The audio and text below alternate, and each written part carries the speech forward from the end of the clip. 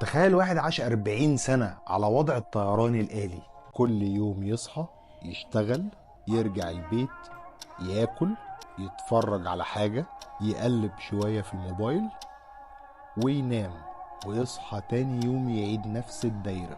بس في ليلة وهو قاعد بيقلب في التلفزيون حس ان في حاجة غلط، حس انه عايش ميت، وسأل نفسه: هو انا جاي الدنيا دي ليه؟ هي دي الحياة؟ هو انا اتخلقت عشان اكرر نفس اليوم طول عمري؟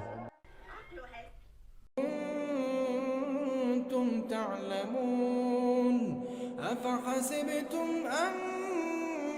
أنما خلقناكم عبثا